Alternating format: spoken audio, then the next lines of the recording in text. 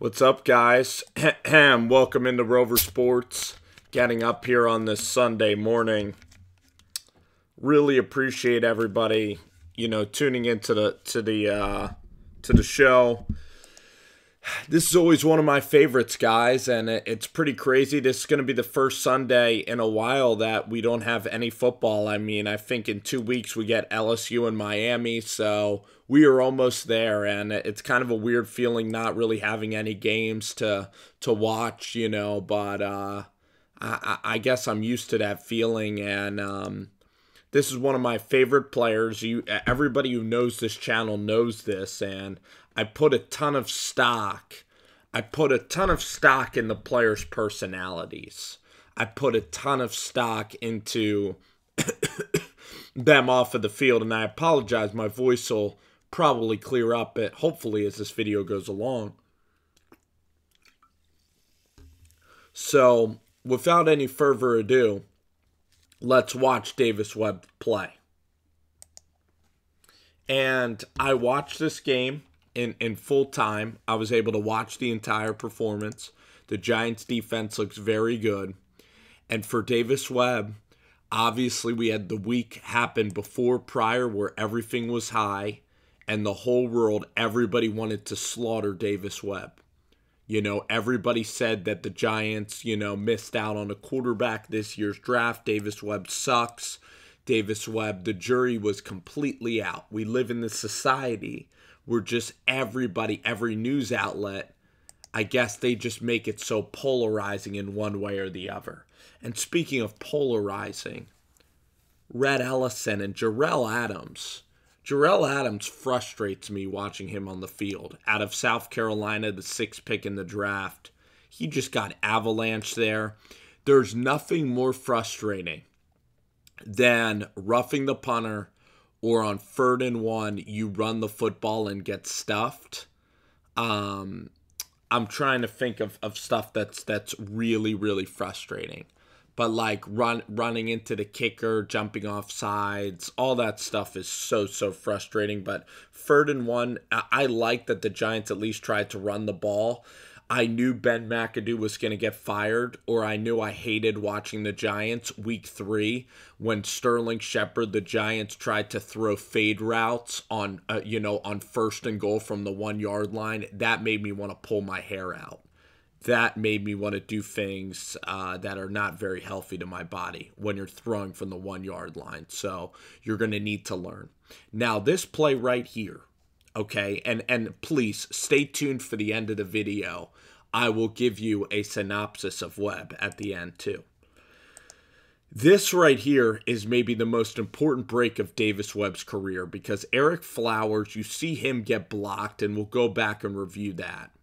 If this play is called a fumble and Detroit goes up 10-0, there's a chance. When I saw this play happen, I really thought, and this is going to sound really like an overstatement, I thought Webb's career could have possibly turned south in this moment because Davis Webb only has one more week to play in 2018.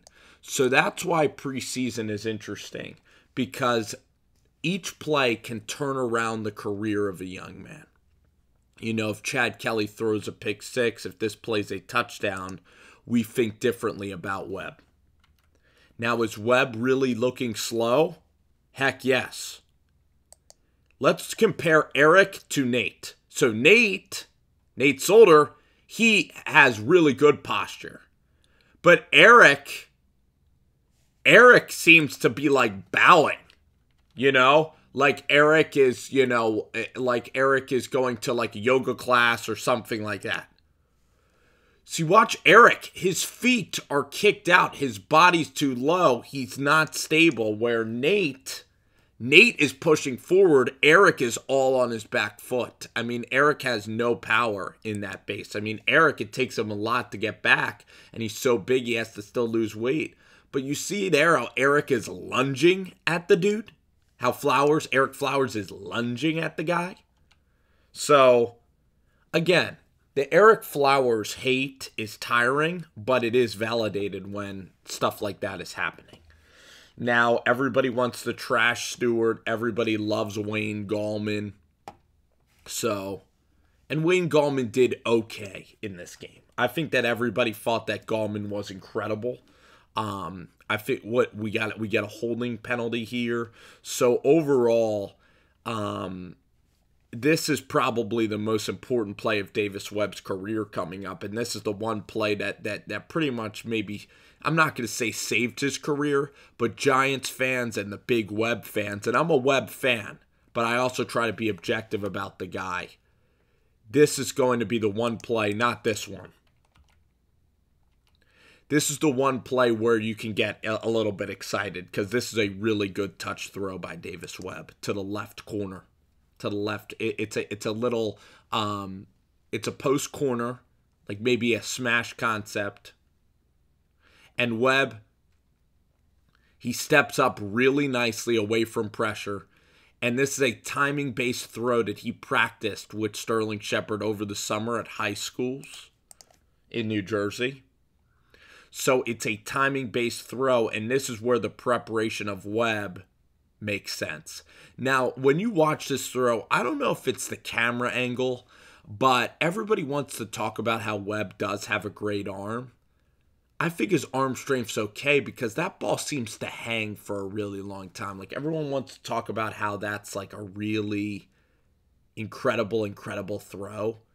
This ball seems to hang for a while. It does get to his target. So, I mean, it does have great touch. I love how Matt Stafford's over there. I love how he has to spit on the sidelines because he's waiting to get into the game.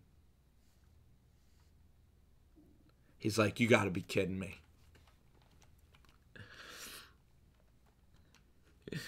So then we get some decent running, and Gallman does look a lot more explosive. Now, Jonathan Stewart, like Connor Barwin, he's brought in to be a presence. He's there to help Saquon Barkley, okay?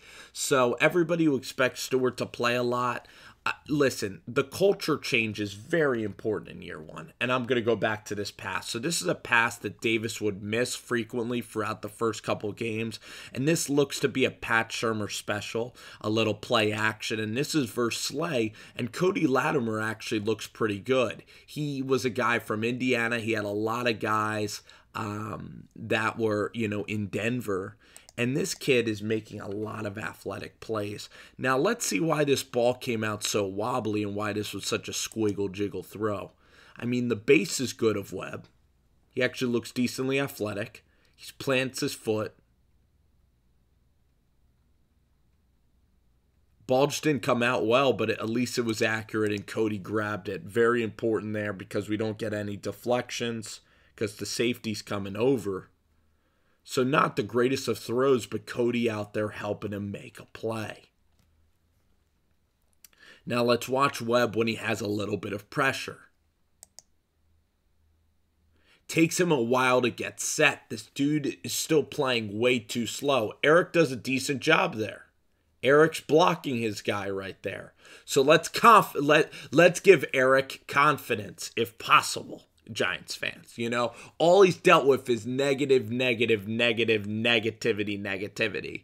Let's give Eric some confidence. It's just like a guy trying to get women and he just fails every time. Instead of saying, you're so awkward, you suck at talking to girls, let's give Eric something. Let's talk about Eric and compliment Eric and still hold out hope because he's going to be the right tackle this year. So here comes Davis Webb.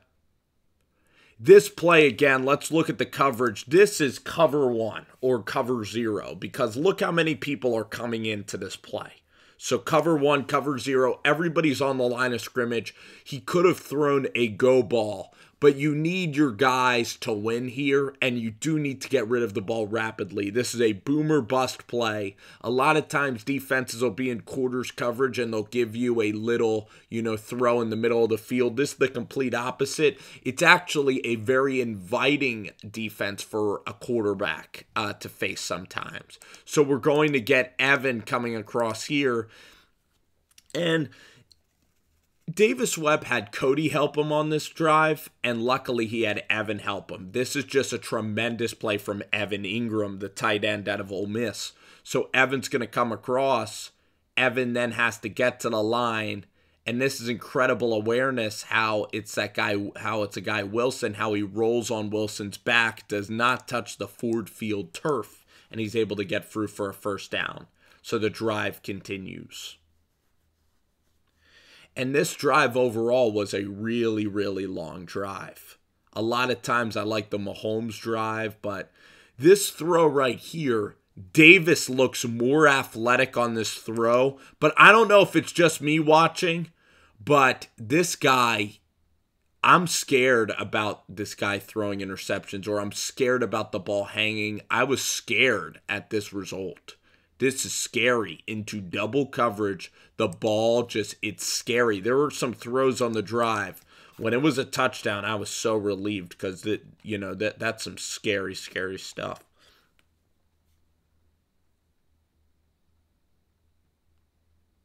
That's good arm strength, actually, from Davis there. And for some reason, it might have been somebody gets beat. Maybe Hernandez actually gets beat. Who gets beat? I mean, Hernandez allows a little bit of leakage. A little bit. It's a tough little concept. You see Omana really, we'll call it how it is. Omana struggling. Patrick Omana from the Jacksonville Jaguars. He just gets mauled right there. But Davis is able to throw it up to where Evans able to help him. So Davis has had some pressure. And the thing is, this guy needs a tremendous, tremendous pocket. The Tom Brady special here, the sneak gets the first down. But Davis Webb, he is not the fastest athlete. He needs a perfect pocket. He is stiff when he's throwing the ball. The guy's motion, he's still really stiff when he's standing up there. He's too narrow. He's not like Swag. He's not like these other guys. Listen, good touch. He does have good touch on these throws, and his arm strength is... You can play with the guy's arm strength. He can make some throws. That one's a good one. Get a pass interference. Wayne, that's the one mistake that Wayne made during this game. That's a brutal mistake, and Carl Banks pointed it out really well, is that just use your speed and get to the corner and the edge, and that was costly cutback there by Wayne Gallman. This throw is very, very, very, very dangerous. This whole throw is not impressive because one, Webb is slower. Lauletta's a lot faster than Davis Webb. And Webb's going to continue to work to be a better athlete. This was a dangerous, this was a bad decision. And he's very, very fortunate. And then this touchdown is absolutely huge. This was a huge, huge touchdown here. Huge, huge touchdown. One-on-one, little cover two, so the middle of the field is open. And that's Webb and his roommate, Wayne Gallman. And Webb here, the throw a little bit behind, but Wayne makes a play. And he gets it in, and the long drive, somehow it's secured. It was a long journey, a long and turbulent drive, but somehow, some way, it was a long journey. They held the ball, and Davis Webb was able to throw. This might be his first touchdown pass of his career. And I am the biggest Davis Webb fan out there, so I'm being critical on Davis Webb now because I have to just say this ran at the end of the video. I'm going to save it for the end of the video.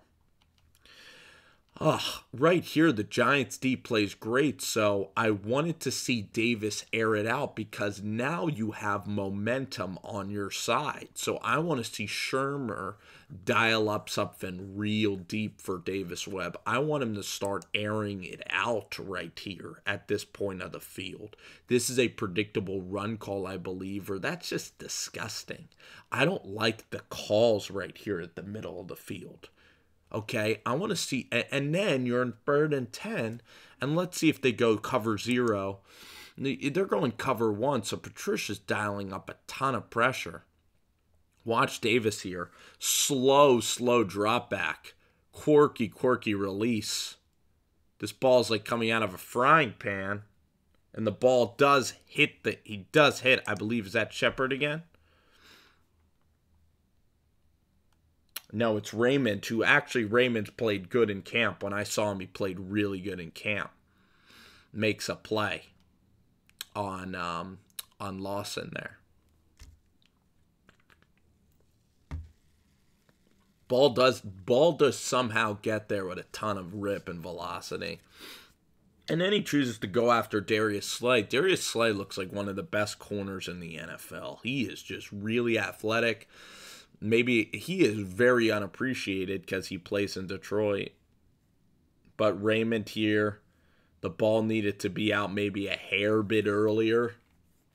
But again, there's no deep. I wanted some deep balls from Davis Webb, especially when you get the ball at midfield.